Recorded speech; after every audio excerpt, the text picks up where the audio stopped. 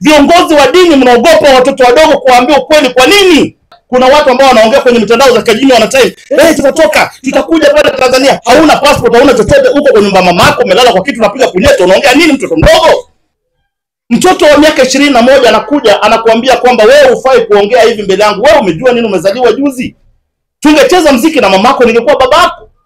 Kwa majina naitwa East Africa One maarufu Kasipul. Wote mnanifahamu, mimi ni influencer. Lakini kwa sasa pia niko kipao mbele kuhakikisha kwamba mimi ni balozi wa amani Afrika, kanda ya Afrika Mashariki. Na leo tumewaita hapa kwa sababu moja, ni ya kwamba tunataka kuambia wa Kenya kwa jumla, kwa sababu tunaongea Kenya na mmejua kumekuwa na moto ambayo imekuwa ikitoka hapa Kenya ikielekea Tanzania. Ni jukumu yetu kama wa Kenya kuimarisha amani na utulivu katika kanda ya Afrika Mashariki. Kenya imejulikana kama the hub of everything, the hub of business, the hub of peace. Na mmejua vizuri sana Kenya imekuwa mstari wa mbele sana kuchangia amani, not only in East Africa. The other day kuna video ambayo ilikuwa inaenda viral ya General Opanda akikuwa Sierra Leone akikashifu sana ma rebels, akiwaambia kwamba niliwawarn msije mka kidnap ama msije mkabaka wanawake na mnarudia, ikabidi paka kamnyang'anya cheo rebel. So Kenya ina umaarufu ya kuweka amani, na uwekaji wa amani ambayo inachangiwa hapa Kenya ni kwa sababu ya kisiasa, kwa sababu ya kibiashara, kwa sababu ya ulinzi. Mnajua vizuri sana Somalia wakati ilikuwa affected na wakati kulikuwa kuna mzogo walituchapa paka hapa. Ikabidi Kenya ikaintervene ikaweka amani. Leo hii hatupati attack yoyote kutoka kwa Al-Shabaab. Inamaanisha wakati Kenya iko hapa katikati inachangia pakubwa sana kwa amani. Na nataka niambie wale madogo ambao hawajielewa, hawajijui, wenye wako busy sana kwenye mitandao za kijamii, wanatupa macheche na wanachochea wenzao ambao ni madogo ambao pia wako pande ile ya nchi jirani, kwa kuambia kwamba madogo mnaweza kufanya hivi na hivi kwa kuweka shida ama kwa kukosa taharuki. Niwakumbushe kitu moja. As we speak right now, the most wanabiashara wakubwa wameinvest in Tanzania wametoka Kenya. Leo tuko na mabenki ambazo ni kubwa ambao ma investors ni wa Kenya. Leo hii tuko na wakulima ambao wanapanda maekari za shamba pale mjini Mbeya, ambao mmoja wao anaitwa Francis Mushiri, ako na over 4000 acres anapanda avocado. Mbeya ni Mkenya. Hapa Arusha tuko na watu ambao wamejenga mahoteli zao ni wa Kenya.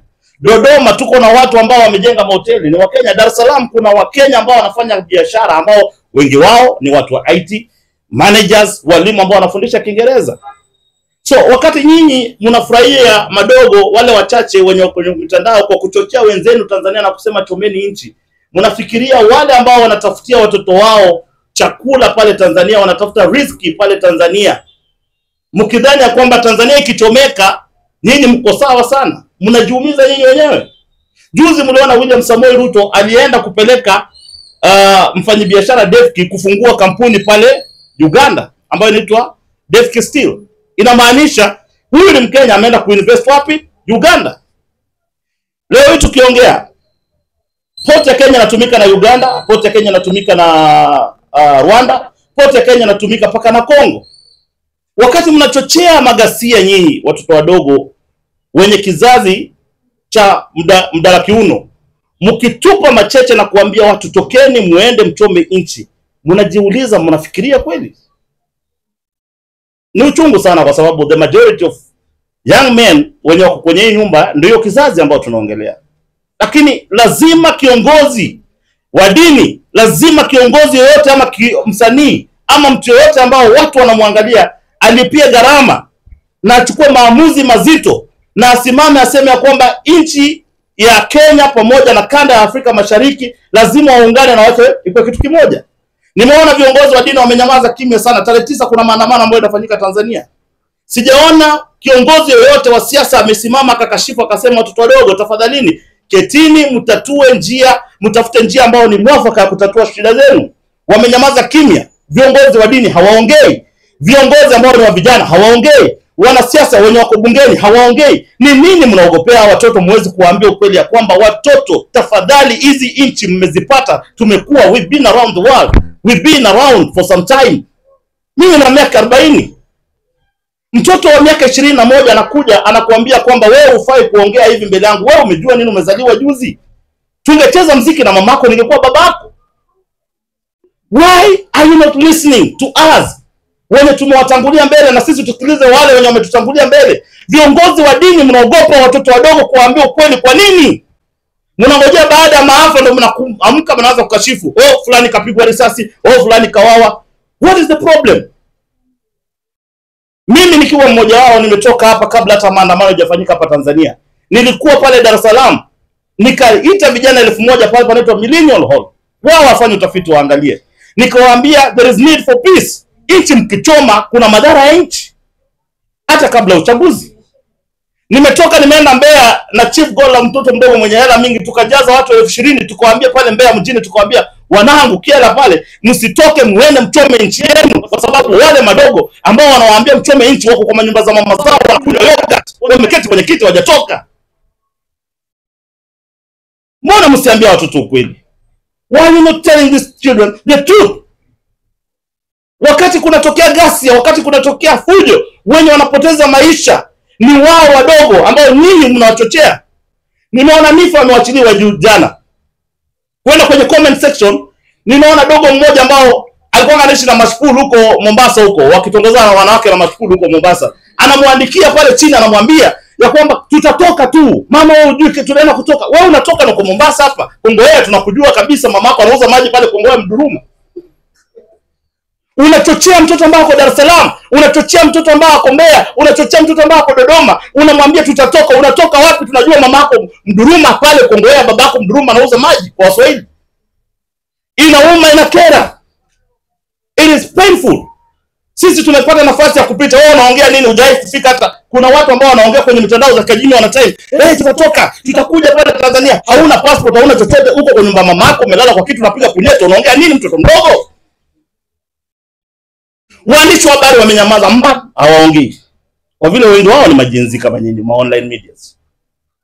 Watumishi wa Mungu siku hizo wamefika mpaka kiwango wao wanajisahau. Juzi nilimuona pastor mmoja mkubwa sana ambao sisi tunamjua, mimi na BTG tunamjua sana, ni pastor anaongea sheng. Yeye pia anaposti anasema watu waende maandamano. Wewe ambao unafaa kulisha watu chakula ya roho, unajisahau umenyoa panki kwa kanda hii. Watu bado wananyoa panki kafanya kalkiti. Inauma, inakera. Mmenyamaza kimya. Waandishi wa habari nyinyi mnangoja tu weka mbwembwe. Sauti ndio ile mbio kwa huyo pastor, nilimwona na sauti. Wapatoa point. Inauma, inakera, lazima tuseme vile ilivyo. Na ndugu yangu, tuko tayari kulipia gharama. Siku moja itaandikishwa kwa vitabu na kwa kizazi hii ya kwamba wakati dunia iliogopa kuambia watu kweli, tuliamuka tukawaambia kwamba msichome nchi yenu. Nchi yenu ni bora, mtakuja mtaipata, mtaiwacha. Mzee Mwalimu Nyerere alikuwa kiongozi wa nchi. Leo hii Mungu ailaze roho yake mahali pema peponi. Tanzania iko, yeye hayuko. Jomo Kenyatta ambaye ni mwanzilishi wa nchi, leo hii amelala. Kenya iko, yeye hayuko. What are we doing as young people to make sure that tumebadilisha mwenendo? Na ndio maana ninaomba kwa heshima na taadhima na utulivu, mimi kama balozi wa amani ambao siku moja mtanikumbuka, labda kama nitakuwa Mungu amechukua roho yangu ameweka mahali pema peponi, labda nitakuwa nimezeeka kiasi kwamba siwezi kutembea tena, lakini itaandikwa kwenye vitabu ya kwamba wakati kulihitajika mtu ambaye ana sauti kwa jamii, alipasha sauti kwa kuambia madogo. Hakujai tokea kitu mzuri ndani ya maandamano. Ni damu na umwagaji wa damu. Na ndio maana ninaomba kwa heshima na taadhima, na hii ndio ombi langu kubwa sana, kwa heshima na taadhima, ni ya kwamba Ni mwito wangu, namuomba mama yetu Mama Samia Suluhu Hassan pamoja na wale wapinzani ambao wamekuwa wakipiga serikali. Nchi ni kubwa sana kuwashinda nyinyi. Ketini muongee, mpate suluhisho, mtatue na muweke amani kwenye nchi. Wewe kama kijana mdogo usikubali kutumika. Mama Nifa, na nataka anaitwaje, Bashpool, ile clip ya Mama Nifa leta tucheza hapa kabla mandugu zetu wajaenda, ndio tuongelee hiyo maneno kwa undani kidogo kabla tujamaliza. Juzi mmemwona Nifa akiwa gerezani akishuka kwenye basi ya gereza. Wale wenye walikuwa wanamchota wanamwambia Nifa toka kacheze challenge. Wenye walikuwa wanaenda kwenye comment, wengi wenye walijitokeza kwa wingi including wa Kenya ambao wako hapa, wenye walikuwa wanasema kwamba Nifa afanye challenge. Alipojipata akiwa kwenye jela, alijipata peke yake. Alijipata tu ako na mama yake mzazi ambaye alimzaa, anakuja kumuona na amebeba tasbiri na amefunika nywele, amejistiri. Hakukuwa kuna hata fan mmoja alienda pale kumpelekea maji kumwambia kwamba Nifa, tulikuchochea uende kacheza, sasa sisi tunasimama na wewe. Nifa alibaki na Mwenyezi Mungu wake na mama yake. Mama Nifa aliongea kwa uchungu sana, akasema ya kwamba mimi ni mzazi, nyinyi mnajua mimi ni mzazi, nimezaa watoto wengi sana, hata nimezaa na wengine hapa ndani hawamjui. Nimezaa watoto wengi sana. Nikiona mtoto wangu akikuwa kwa jela anaumia, inaniuma. Alafu mtu na comment pale chini unasema mama wewe kaa kando tu, sisi tunaenda kwenye barabara. Nifa mwenyewe mwenye amekuwa pale ndani amwambia mavijana msijaribu kushawishiwa. Bado mnataka tu kushawishi. Tulikosea wapi kama nchi, kama taifa? Ni kwa sababu tunatumia jina demokrasia. It is my democratic right. Kizungu ambao mtoto mdogo wa miaka 16, it is my democratic right. Mtoto mdogo wa miaka 16 hajaanza kwenda hedhi, it is my wewe unajua nini mtoto mdogo? Democratic right. Hii demokrasia yenye mnasema kila siku democratic right imeshinda leo hii airport hii yenye tuko na hapa hivi. Hii airport moja hii imeshindwa kujenga kwa sababu mtoto mdogo aliamuka akasema demokrasia inaruhusu mimi kuongea kwamba airport isijengwe, kuna ile wewe unachangia nini kwenye masuala ya taifa? It is very painful. Sisi wenye tunasafiri, sisi wenye tunakula upepo, tunakula pipa kila siku, tukifika pale kwenye airport tunapata airport iko na tandarua kwa sababu mtoto mdogo alishika simu akasema kwamba hiyo airport ijengwe. Kama nani wewe, nani? Nimekuwa juzi Juba na KRG The Don. Unakumbuka bro? Yes. Tumekuwa na KRG The Don, tumekuwa na CMB Prezo. Tumekutana na engineer Kat ambao alisomea hapa Kenya, ni Sudanese, amesomea Kenya, akanionyesha plan ambao wanaenda kujenga nao Juba Airport. Leo hii Juba hii ambayo imepata juzi tu independence inaenda kushinda na airport kwa sababu mtoto mdogo ameshika simu akasema democratic right. Mtoto wa miaka 17, 18 kunywa yogurt kwenye mama yake. Mnawaogopa kuambia ukweli. We must say the truth, na lazima tukumbushe watoto wetu, hawa ni watoto tumewazaa, ya kwamba heshimuni viongozi ambao wamechaguliwa, ambao wamewekwa kwenye uongozi. Utawala yoyote ya Mwenyezi Mungu Subhanahu wa Ta'ala. Msikuwe mnaongea tu kwa kutupa cheche za maneno, mnaongea tu na kutype na kucheck. You don't know life. Ni watu wadogo kabisa, hamjui maisha. Na hii ni mwito wangu kwa viongozi wa kanisa, wachane kunyamaza. Fundisheni watoto wetu jinsi ya kuheshimu viongozi na kuheshimu Mwenyezi Mungu Subhanahu wa Ta'ala. Stop being coward. Mnanyamaza sasa hivi, hamuongei. Lakini siku ya shida inatokezea mnaanza kukaa kufanya nini? Wacha nicheze hiki kitu. Mnasikika hapa? Sikiza Mama Nifa. Njoo.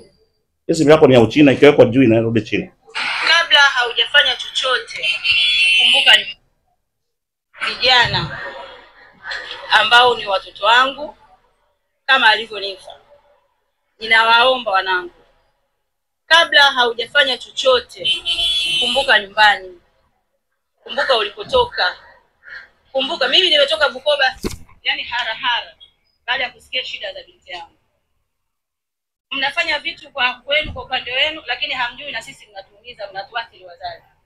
Mimi mpaka hapa nina shida, yaani maradhi yangu yamepanda zaidi ya nilivyokuwa. Naomba mtafakari kabla hamjafanya mambo. Yaani msifanye mambo kwa kurupuka. Hurumie sisi na tuua. Mimi nasema mpaka hapa ni mbaya sana. Yaani ni mbaya. Ni kwa ajili tu ya binti yangu, lakini na imani yeye hakujua linaweza likawa kubwa kufikia huko. Alifanya fulani kama mnavyofanya wengine. Naomba muache, tafakarini sana. Ninawaomba sana. Asante mama. Kama baba yako ana majumba kama 15 hii mji, akikufa tabaki hizo majumba, nenda ukafanya maandamano. Kama mama yako ana hela mingi sana paka akona shamba ekari 5,000, toka nenda kafanya. Lakini kama wewe ni mtoto wa maskini kama mimi, umetoka umeenda mjini kutafutia mama yako, kutafutia baba yako, kutafutia wadogo wako, kumbuka penye umetoka. Vile mama Nifa amesema, kumbuka ukikufa mama yako tu ndo atasikia uchungu wako. Kumbuka unaposhikwa mama yako pressure ndio itampanda, baba yako ndo atapandwa na pressure, mandugu zako ambao wanakutegemea ndio watapandwa na pressure, watoto wako watapandwa na pressure.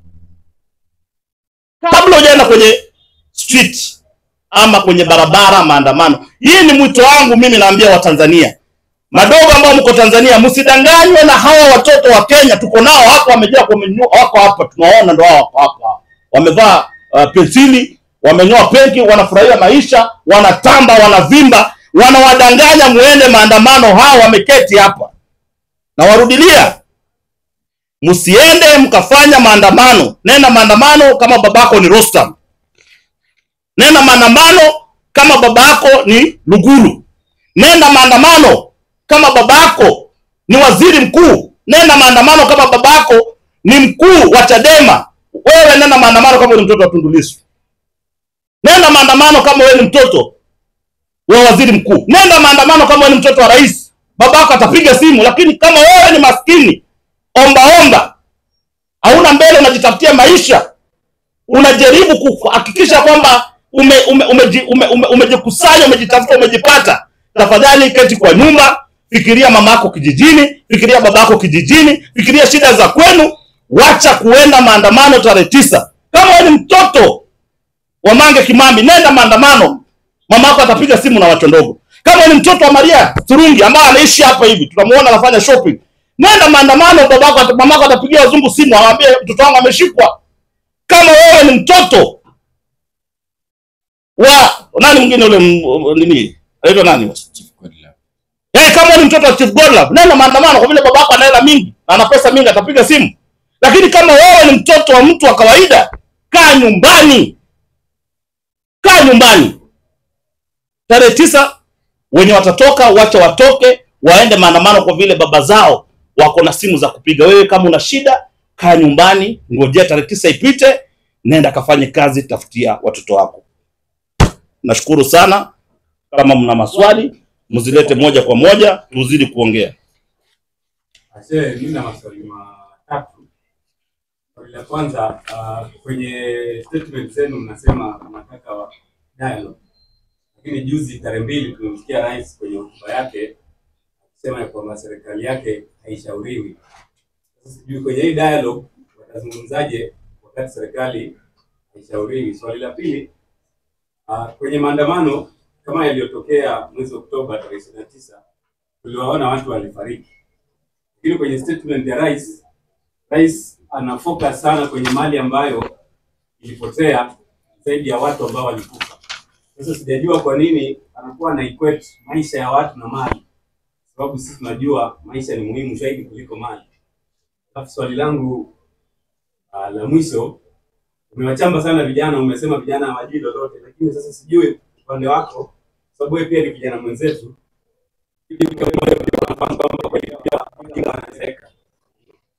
Sawa, ningependa nikujibu Brand Africa. Mama amesema juzi ya kwamba serikali yake sio serikali ya kutishwa na kuambiwa vile nafaa kufanya. Aliambia kwamba nimefungua mlango, iko wazi, yeyote ambaye anataka tukuje tukiti chini tuongee, lakini haukuji na masharti ya kwamba ninataka hivi na hivi ambao unajua iko nje na uwezo wa serikali. Serikali ya Mama Samia Suluhu ni serikali ambao iko kwenye mamlaka ambayo ilichaguliwa na wapenzi wao wenye waliwapenda wakaweka kwenye serikali.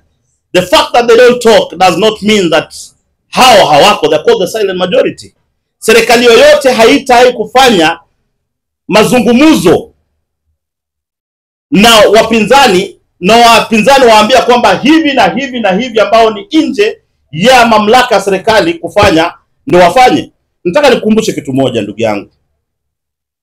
Ile maandamano ambayo ilitokezea pale Tanzania, mnajua vizuri sana. Nataka niulize swali rahisi. Uliona kwa Chadema akiwa kwenye barabara? Uliona mpinzani yoyote akiandamana kwenye barabara? Uliona? Alikuwa amefungwa jela. Basi nitakurudia kwa kuambia ya kwamba Chadema ni chama kubwa na hiko na viongozi tofauti, na ndio maana walipokataa uchaguzi waliboycott the election. In fact, Watanzania wanafaa ku point fingers kuambia Chadema ya kwamba nyinyi ndio mlifanya mama kashinda uchaguzi. Kama mngekuwa kwa uchaguzi labda mngeshinda, mliboycott election. Sasa wakati serikali imechaguliwa, serikali inaraniwa na masharti yake. Na masharti ya serikali ni ya kwamba njooni mkuje mketi. Na nitakurudia kwa kusema hivi. Huyu mama ambao mnasema ya kwamba leo hii amekashifu, ameumiza opposition. Mama ndiyo mtu wa kwanza wakati huyo Chadema mkubwa Tundu Lissu alipigwa risasi sijui ngapi 8 9 alipopelekwa huko nje sijui ni Norway ama Europe. Mama alimuita akamwambia njoo, nchi ni yetu sisi wote, njoo tuketi tujadiliane. Na kwenye hiyo speech ambayo alifanya Brand Africa alimwambia kwamba alimuita akamwambia njoo, wakasema hawana hata hela, mama akawapa maokoto. Akawasalimia kwa mkono akamwambia kujeni mketi. Nini kubwa sana hii ambao wanampigia mama Samia Suluhu? Yote 5-9 anaweza kurudia kwa kuambia kwamba ni juhudi ya serikali kufanya reconciliation na dialogue, lakini ndani ya uwezo ya serikali, sio kupita uwezo wa serikali. Dialogue can only be done, but there are procedures that can be done for government na opposition wakae chini waongee waseme ya kwamba hivi imefanyika, tunaweza kufanya hivi na hivi. Ukianza kuhusu maneno ya kwamba mama ameongea kuhusu mali iliharibika, wananchi tukufu wa Tanzania ndio wenye hiyo mali pia, ambao wanategemea pia kulindwa na serikali ya mama Samia Suluhu.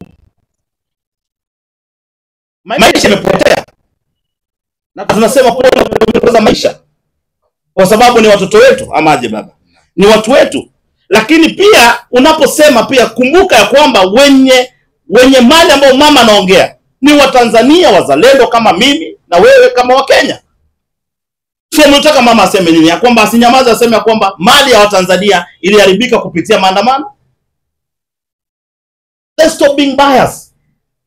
Let's say the way it is. Let's call a spoon a spoon, a spade a spade. Sasa tunachika kijiko unasema hiki kijiko ni spade.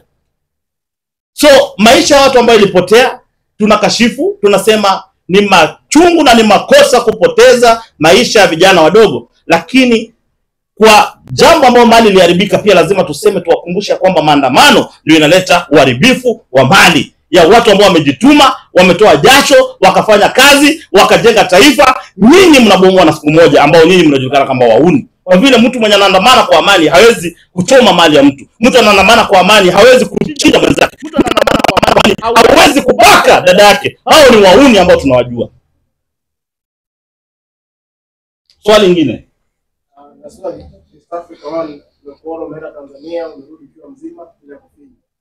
Recently umekuwa umeenda Uganda umerudi ukiwa mzima. Je, secret ni gani? Kwanza kule Uganda maana watu wakienda wanaenda kwenye field. Swali la pili, tumeona violence in politics hapo Kenya ikafanyika Tanzania. Januari tuko na uchaguzi pale Uganda. Je, are we going to experience the same? Pale kumalizia wanahabari ambao wamekuwa kuwataja sana kwamba wanaripoti vitu ambavyo kweli si vya kweli. Akiwemo Kakako kutoka hapa nchini Kenya. Sijui ungependa kuwashauri vipi kulingana na uchaguzi wa Uganda? Ninaweza kuambia kitu moja kwamba haya yote ambao mmesema kwamba mimi nimekuwa nikienda hizo nchi nikitoka vizuri, ya kwamba I'm a law abiding citizen na naheshimu amani ya nchi na naheshimu mamlaka ya nchi. Sijaenda kuvua kwa nchi yote. Nikienda natangamana sababu napenda amani na napenda kanda ya Afrika Mashariki kwa kitu moja.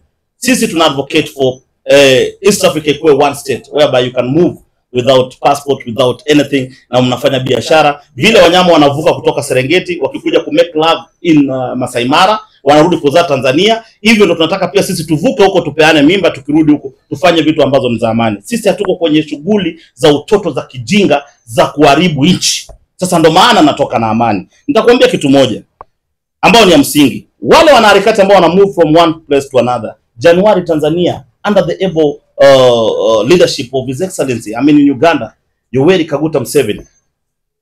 Hautasikia ukumbavu kama hiyo. Because Uganda wamejitafuta, wamejipata, wamejielewa. Wamejua nchi yao ilipitia nini. Wacha nchi ya Kenya na nchi ya Tanzania hatujaiona umwagaji wa damu brother. Hamjaiona vitu baba. Uganda wamepigana miaka 20, watu wanamwaga damu 21 years. Wanajua ni nini na cost mtu kuwa refugee kwa nchi ya wenyewe na kupointiwa fingers kuambia wewe ni mkimbizi.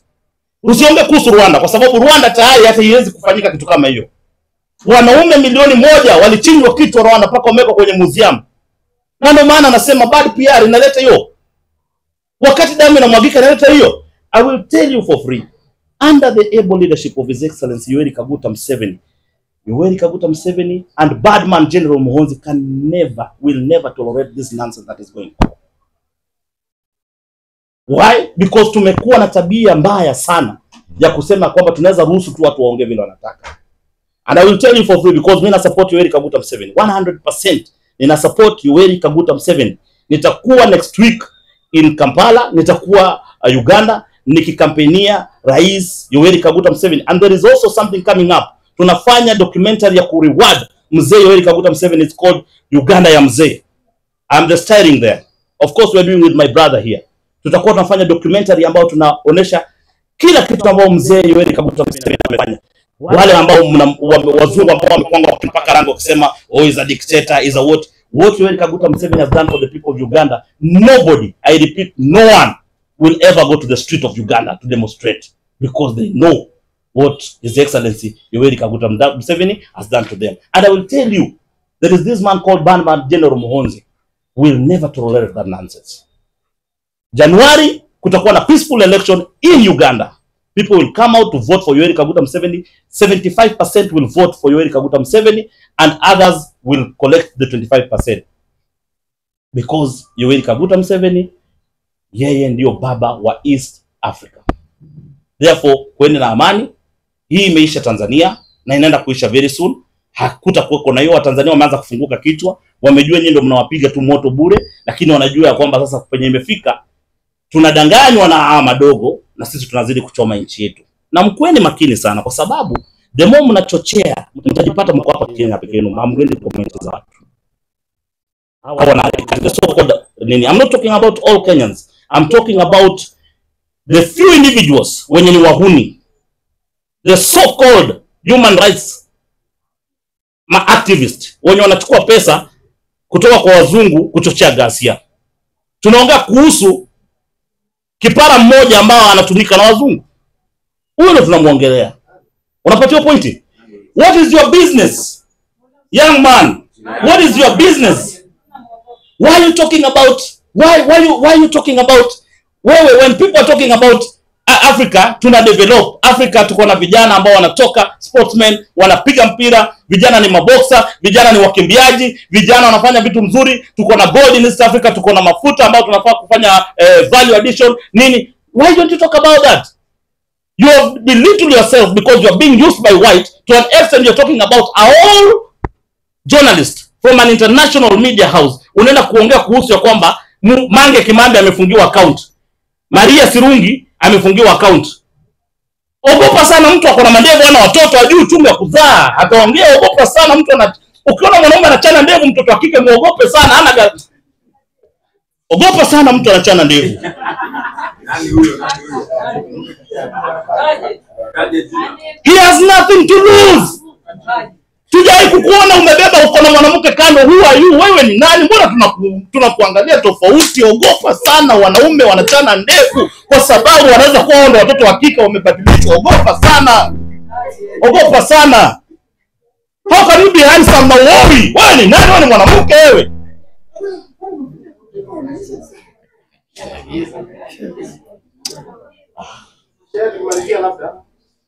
You've been saying that your brother, General Muhoozi, when he coughs in Uganda, he feel it again in Kenya.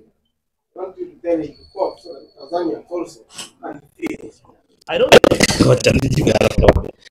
think it is not that worse. It's not that bad because we understand that there is now peace in Tanzania. The reason why Badman General Muhoozi has not coughed is because it's not that worse or that bad in Tanzania. Of course, we know the only general we have in East Africa is Badman General Muhoozi. He has played a vital role in peacekeeping in this region, and we want to celebrate him when he's still alive. We want to tell him, Badman General Muhoozi, thank you. And if this condition persists, we would like you to cough so that those small boys will hear wherever they are. Yeah. Kuna swali lingine? Acha nimaliza alafu nijibu.